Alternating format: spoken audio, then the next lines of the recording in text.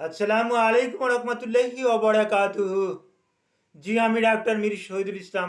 আমার চেম্বার তথা ঐতিহ্যবাহী শেখগাঁড় সিলেট থেকে আপনাদের মাঝে সংযুক্ত হয়ে চিকিৎসা বিজ্ঞানের আলোকে গুরুত্বপূর্ণ একটা ভিডিও আপলোড করে আপনাদেরকে উপহার দিতে যাচ্ছি। জি দর্শক শ্রোতা, আপনারা মনোযোগ সহকারে ভিডিওটা দেখবেন, না টেনে পুরো ভিডিওটা দেখলে অনেক উপকৃত হবেন। আর আপনার কাছে ভালো লাগলে আপনার নিকটস্থ বন্ধুবান্ধব যারা আছে তাদেরকে অবশ্যই বলবেন যে এই ভিডিওটা তো খুব ভালো, তুমিও একটু দেখতে পারো, তাকেও দেখাবেন, সে আবার তার বন্ধুবান্ধবকে দেখাবে। এভাবে সবাই আস্তে আস্তে করে জানাজানি হয়ে যাবে। এভাবে জানাজানি হয়ে গেলে সবাই জিনিসটা সলভ করতে পারবেন। এখনও হয়তো অনেকে জানেন না যে আমি যে জিনিসটা নিয়ে আলোচনা করব ওই জিনিসটা কি। অলরেডি ওই জিনিসটা আমি আগে বলি নেই, তারপর আসে দু চারটা কথা বলি। এখন যে জিনিসটা আলোচনা করব এই জিনিসটার নাম সেরাম ক্রিয়েটিনাইন। এখন এই সেরাম ক্রিয়েটিনাইনটা শুনলেই অনেকে ভয় পায় যে সেরাম ক্রিয়েটিনাইন তো এটা তো একটা কিডনির ওষুধ, এটা তো কিডনিতে থাকে, এটা তো রেনালে থাকে, তো এটা তো একটা ভয়ের একটা কারণ। সেরাম ক্রিয়েটিনাইন বৃদ্ধি পেয়েছে এর মানে সে আর বাঁচবে না, তার ডায়ালাইসিস করতে হবে, এরকম একটা ধারণা নিয়ে বসে আছে। আসলে এটা একটা সম্পূর্ণরূপে একটা রং ধারণা, এটা সম্পূর্ণরূপে একটা ভুল ধারণা। এই ধারণাটাই আজকে ভেঙে দেব। আমি বলবো যে সেরাম ক্রিয়েটিনিনটা কী এবং এটা কোথায় তৈরি হয়, এর স্বাভাবিক রেঞ্জ কতটুকু, এটা দিয়েই কি কিডনির রোগটা কি নির্ণয় করা হয়, না আরও কিছু উপায়ন তো আছে যেটা দিয়ে কিডনি রোগটা নির্ণয় করা হয়। জি দর্শক শ্রোতা, আসলে কিন্তু সেরাম ক্রিয়েটিনিন এক অন কাইন্ডস অফ মার্কার, এটা কিন্তু একটা মাপকাঠি। এটা দিয়ে কিন্তু কিডনির একটা কোন পজিশনে আছে, কিভাবে আছে, এটা মার্ক করা হয়। তবে এটাকে কিডনির রোগের জন্য কিন্তু আমরা চিকিৎসকরা কিন্তু মোটেও একটা প্রাধান্য দেই না। আমরা যেটা প্রাধান্য দেই সেটা হলো ইজিএফআর।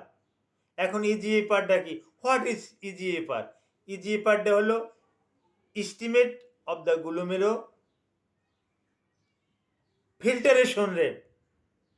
আমি আবার বলতেছি, eGFR, estimate of the glomerular filtration rate. কিডনির যে নেফ্রনগুলো আছে এই নেফ্রনের ফিল্টারের যে একটা রেট, কত পার্সেন্ট, এটার উপর ভিত্তি করে কিন্তু আমরা কিডনির রোগ নির্ধারণ করে থাকি এবং সেরাম ক্রিয়েটিনিনের থেকে ওটাকে বেশি প্রাধান্য দিয়ে থাকি।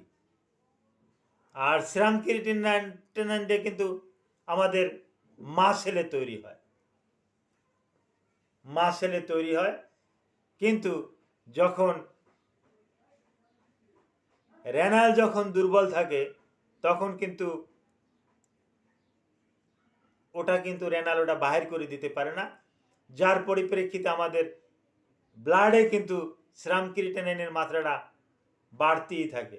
তো যতই বাড়ুক এটা কিন্তু প্রাধান্য দেই না, আমরা কিন্তু প্রাধান্য দেই eGFR, estimate of the glomerular filtration rate. এই ফিল্টারেশন রেটটাকে কিন্তু আমরা প্রাধান্য দিয়ে থাকি। আর এটা বাড়ার কতগুলো কারণ আছে। আপনার শরীরে বিভিন্ন ব্যথা, বিভিন্ন রকমের রোগ, তার ভিতরে ডায়াবেটিস, হার্টের রোগ,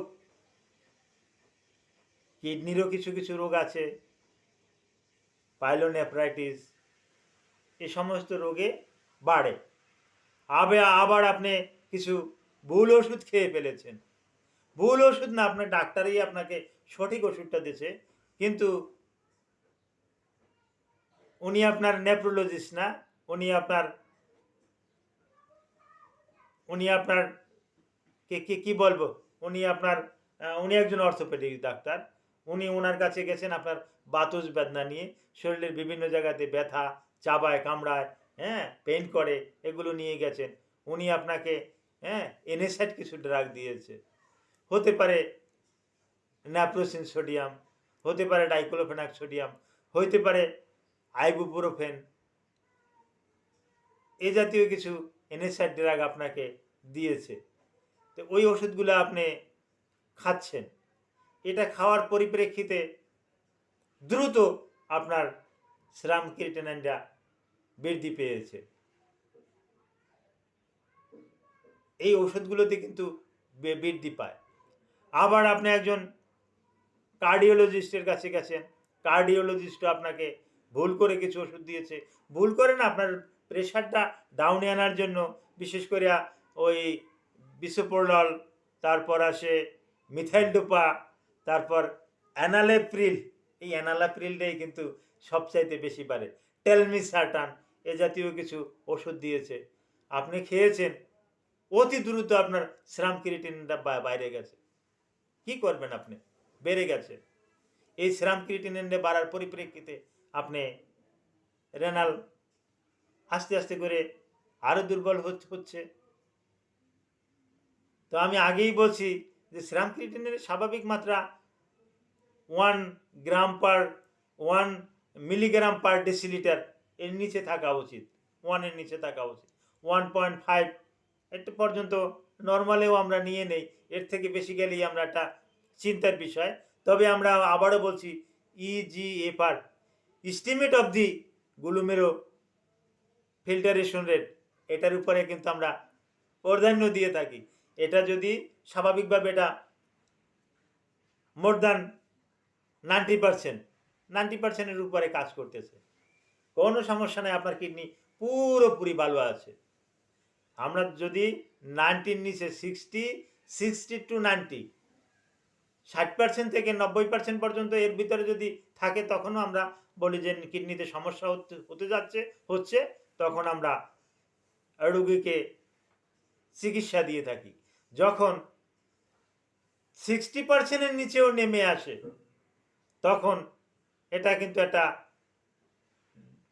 বড় ধরনের একটা মার্কার। কিন্তু তখন রোগীটা অবশ্যই একজন ভালো মানের নেফ্রোলজিস্টের তত্ত্বাবধানে থাকিয়ে কিন্তু চিকিৎসা করতে হবে। তখন আর সাধারণ কোনো চিকিৎসক তাকে চিকিৎসা দেবেও না, আসলেই কেউ তখন আর চিকিৎসা দিতে যাবে না। তখন ইডিমা থাকবে, পা ফুলা থাকবে, শরীর ফুলা থাকবে, ওয়েট গেইন করবে, হ্যাঁ, এরকমের বিভিন্ন রকমের সিমটম নিয়ে ডক্টরের কাছে যাবে। তখন ডক্টররাই বলবে যে ও বাবা, ওরে বাহ, আমারও খুব ভয় করতেছে, এটা আমার ফাংশন না, তুমি তাড়াতাড়ি কিডনির ডাক্তারের কাছে যাও, অর্থাৎ একজন নেফ্রোলজিস্টের কাছে যাও, এটা আমার পক্ষে সম্ভব না। হ্যাঁ, এটা ডাক্তাররাই তখন বলবে যে না, এটা আমার পক্ষে সম্ভব না। হ্যাঁ, তো আর যদি আপনি তাকে দেখাতে পারেন যে ওই সেরাম ক্রিয়েটিনিন 5-এ গেছে, 7-এ গেছে, 8-এ গেছে, 8 গ্রাম পার ডেসিলিটার প্লাস, তখন আপনাকে আর ধরবে না। আর যদি সেরাম ক্রিয়েটিনিন যদি আরও একটু উপরে যায়, তাহলে তো কোনো কথাই নাই। আর যে আমি EGFR এর কথা বললাম, এটা 15%, অর্থাৎ 15%-এর নিচে যখন চলে আসবে, তখন একজন ভালো মানের নেফ্রোলজিস্ট বলবে যে দ্রুত আপনি এখন ডায়ালাইসিসে চলে যান, ডায়ালাইসিস করেন। ডায়ালাইসিসের বিকল্প নাই, আপনাকে এখন ডায়ালাইসিস করতে হবে। তো হ্যাঁ দর্শক শ্রোতা, সেরাম ক্রিয়েটিনিনের উপরে আমি মোটামুটি হলেও আপনাদের ধারণা দিচ্ছি, EGFR এর উপরে ধারণা দিচ্ছি। তো কিডনিতে যদি জটিল কোনো সমস্যা থাকে, কোনো রকমের অবহেলা করবেন না। বাংলাদেশে বিশ্ব মানের ভালো মানের নেফ্রোলজিস্ট আছে, অনেকজন নেফ্রোলজিস্ট আছে। আপনারা সরাসরি একজন নেফ্রোলজিস্টের সাথে, কিডনি বিশেষজ্ঞের সাথে সরাসরি আলাপ আলোচনা করে আপনারা ওষুধ গ্রহণ করবেন, ভালো থাকবেন। Thank you all.